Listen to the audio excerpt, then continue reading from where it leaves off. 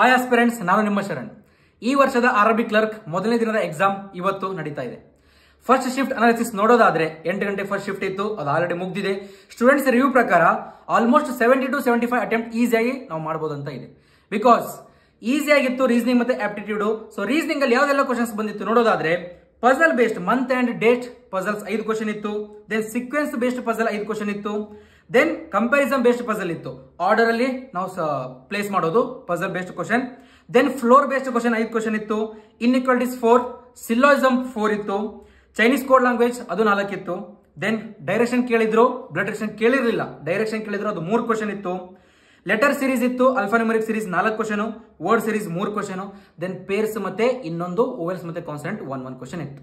So aptitude ನೋಡೋದಾದ್ರೆ ಇನ್ನು easy to moderate ಇತ್ತು. ಸಿಂಪಲ್, ನಾವು ಎಷ್ಟೇ ನಾವು ಟ್ರೈ ಮಾಡಿದ್ರು ಕೂಡ 40ಕ್ಕೆ 35 ಆರಾಮ್ಸೆ ಅಟೆಂಡ್ ಮಾಡಬಹುದಾಗಿತ್ತು. 30+ ಮಾಡಬಹುದು ಆಪ್ಟಿಟ್ಯೂಡ್ ಅಲ್ಲಿ. ಸೊ ಆಪ್ಟಿಟ್ಯೂಡ್ ಅಲ್ಲಿ ಯಾವ್ದೆಲ್ಲ ಟಾಪಿಕ್ ಕ್ವಶನ್ಸ್ ಬಂದಿತ್ತು ನೋಡೋದಾದ್ರೆ, ನಿಮಗೆ ಆಪ್ಟಿಟ್ಯೂಡ್ ಅಲ್ಲಿ simplification 15 question guys, approximation, simplification ಇದೆಲ್ಲ ಸೇರಿಬಿಟ್ಟು 15 ಕ್ವಶನ್. ದೆನ್ ಮಿಸ್ಸಿಂಗ್ ನಂಬರ್ ಕೇಳಿದ್ರು ಫಸ್ಟ್ ಶಿಫ್ಟ್ ಅಲ್ಲಿ, ಅದು 5 ಕ್ವಶನ್ ಇತ್ತು. Arithmetic 10 questions. ಟೇಬಲ್ ಡಿಐ ಕೇಳಿದ್ರು, ಅದು 5 question. Then line graph 5 questions. D ನೋಡೋದಾದ್ರೆ ಡೈರೆಕ್ಟ್ ಆಗಿ ಕೇಳಿದ್ದಾರೆ ಡಿಐ, ಅದೆಲ್ಲಾನು ಜಾಸ್ತಿ ಈಸಿಯಾಗಿ ಸಾಲ್ವ್ ಮಾಡಬಹುದಂತಾನೆ ಇತ್ತಂತೆ. So out of 80, 70 to 75 good attempt. So all the best for the next shift. ಯಾರ್ದೆಲ್ಲ ಇದೆ ಚೆನ್ನಾಗಿ ಮಾಡಿ, ಡೂ ವೆಲ್.